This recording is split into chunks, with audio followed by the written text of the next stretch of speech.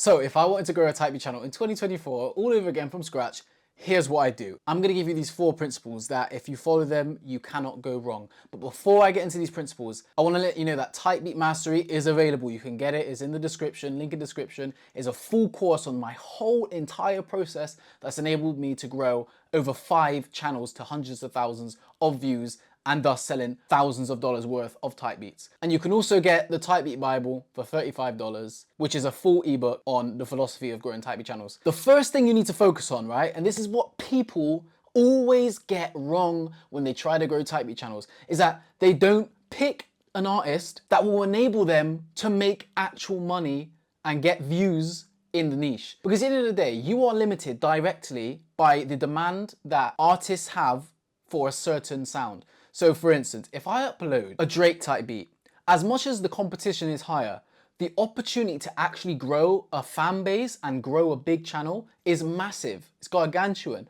Why? Because of the demand that up and coming artists have for these types of beats. Because Drake is a big artist, everyone wants to sound like him because it works. You could even apply this to somebody like 21 Savage, or you could apply it to Trippie Redd, Playboi Carti. All these big artists, they're all good niches because there are so many up and coming artists and just fans of these artists that want to make songs that are similar to what these guys are already making, or exactly the same in some cases. So if you can fulfill that need that these up and coming artists have in regards to them wanting to sound as close to their favorite artists as possible, then you have a big potential to make a lot of money.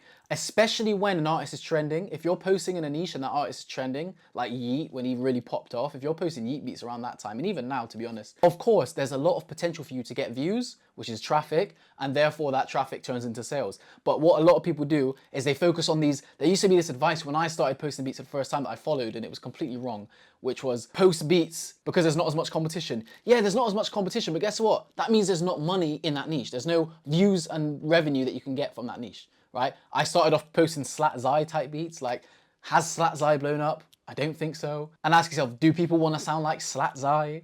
You know, don't go for the small artists, go for the big artists. Don't let the competition scare you away, because the premise is you need to be a good producer to sell beats. There's no getting around that. But if you focus on a big artist, you're a good producer, you can break into the niche, and trust me, don't let people tell you that it's oversaturated. Bro, life is oversaturated. Everything you do in life is oversaturated. Just go for the big artist, post consistently. And that brings me on to my second point, which is post every day. Post as consistently as you possibly can, and I recommend every day, right? I will always say post every day. A lot of people say, no, don't post every day. Listen, it can work 2 ways, okay? You can either post every day and give yourself the best potential to get a lot of views and break into the algorithm, because each day is a new opportunity, right? And if each day you're kind of collecting more data, figuring out what works and what doesn't, you're gonna get to your goal faster in terms of building a brand and getting more traffic. Now, if you do the approach where you post like maybe 3 times a week, it can work as long as you're consistent. But the only thing I don't like about that is that it's very easy to lose your traction, and it will also take even longer for you to grow because you're not collecting data as fast, you're not getting beats out there as often. Of course, you're not gonna grow as quickly. The only way that works is if you're exceptionally good as a producer. I'm talking different gravy, okay? But if you're kind of like a good producer and you're good enough to where you can sell beats and you just want to start making your first bit of money, post every day, I'm telling you. And it's the best way to maintain a fan base from what I've experienced. Because each time I stop posting daily, it gets a lot harder to make sales. You got to think about it like this. Artists want consistent inspiration. If you're only posting 2-3 times a week, sure, that might be enough for them to make songs with every week. But if you have lots of beats that they can choose from consistently and they never run out, they're always going to come to you because you've always got something new. But the thing is, you have to make sure it's good quality. And this is where becoming a good producer is really important, because if you post crap beats every single day, of course, it's not going to translate well. But if you post bangers every single day and you're skilled enough to make bangers every single day, easy. And the way that you can post every single day without sacrificing quality is basically to try to make 3 to 5 beats a day and always have scheduled uploads. So ideally, you don't want to make a beat and post it in the same day unless you just had a crazy wave of inspiration and you really want to get this beat out because you know it's going to hit on YouTube. That's different. But if you're trying to rush and kind of like you haven't got a beat schedule because you've been lazy, you haven't been making beats, and you try to make a beat in the same day, it's just not going to hit. You're going to stress yourself out. It's not worth it. So make sure that you always have beats ready to go, ready to hit the tube. Give yourself a cushion. That's how you stay consistent posting every day. I posted every single day when I was really focused on music. I posted every single day for 2.5 years, no misses. Were there some duds in there? Yeah, but for the most part, every single day, bangers. And it translated well into sales. The third thing you need to focus on in terms of growing a type beat channel is ensure that the thumbnail and the title match the emotion of the beat that you're posting. So a lot of people overlook this. I don't know why. Every time I post a beat, I always listen to the beat over and over and over again as I look for a thumbnail of the artist, or maybe it's a different aesthetic, maybe it's a girl or something, but I don't know. Let's say for instance my A Boogie channel. Every time I make an A Boogie beat, I then listen to the beat, and as the beat's playing, I'm looking for photos of A Boogie where he's showing some form of emotion that relates to the beat, and then I build a title around that. So I don't want to just post a beat, get a random photo of A Boogie and put no thought into it and just put a random title, because what it is, it's the same thing as what works across the whole of YouTube, which is payoff, okay? So the concept of payoff is that when somebody sees the thumbnail and title of a video, they want to click it and then receive an instant kind of feedback that they clicked the video and they're receiving what they wanted from the video based on their perception of what it was supposed to be when they first saw it in their feed.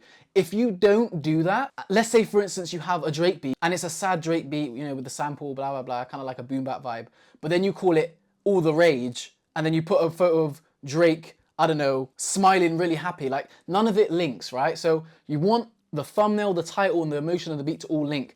And that's what's going to create the payoff. And then that's going to give you better watch time because you're giving the viewer, the person that clicks on the beat, what they expected. So if it's a sad Drake type beat, for example, that you're posting, make sure you find a sad ass picture of Drake, as in like, you want that nigga to be damn near crying, right?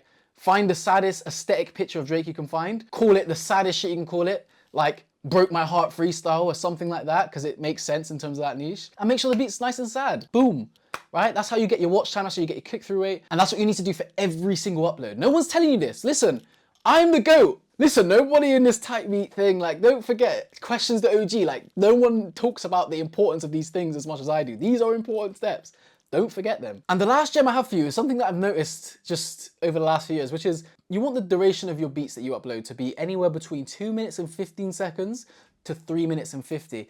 That's the sweet spot. If you can post beats every day in that sort of range, you're going to ensure that you have a better chance for watch time. And typically the shorter the beat is, the easier it is to have a higher percentage of watch time. Because for instance, if it's a 2 minute beat and they watch 1 minute of the beat, that's a 50% watch time, and YouTube likes that. 50% watch time, that's excellent for them, right? Does that mean you can't ever post a 4 minute or 5 minute beat? No, but you want to use them sparingly. You don't want to post every single day a 5 minute beat. Why? Because when people come to your channel and they don't know who you are yet, they don't know you as a producer yet, and they're clicking a 5 minute beat, do you think they're really going to be that invested in you to want to sit there and write and whatever to a 5 minute beat? They don't even know you. So by focusing on posting beats anywhere between 2 minutes 50 seconds and 3 minutes 50 seconds, is that when somebody comes to the beat, they can listen to a chunk of it, and it means more in terms of the algorithm, in terms of the percentage viewed is higher, which is good for you, but also good for the artist, because they come on the beat, they don't have to listen to 5 minutes worth of whatever. They can kind of just get a gist for the beat, get a feel for it. And if they want to use the beat and keep writing to it, they can just keep repeating the beat. If it's 2 minutes 30 seconds, they keep repeating it. That's good for you again. So basically, don't make the beats too long, because there's too much demand on the person that's clicking on the beat. You want to make sure that you increase the likelihood as best you can that the watch time is going to be high. And the way you do that is by making the beat really good, making sure the thumbnail, title, and vibe of the beat match, and by not making the beat too long. Make it concise enough to where they can still get a full song out of it, but you also give yourself the opportunity to have high watch time, which is also going to ensure that YouTube promotes you in the algorithm. So yeah, those are the tips I have for you. Follow these steps, and I'm telling you right now, you will start to grow if you're consistent and you don't budge. And this is all down to consistency. How consistent can you be? That's what you have to challenge yourself with every single day. Like I said, grab my course, it's in the description if you want to learn more, or you can grab the Type Beat Bible. But either way, don't let anybody tell you that the Type Beat thing is oversaturated. I made a living off of it for years, right? From England in my bedroom. Anyway, peace.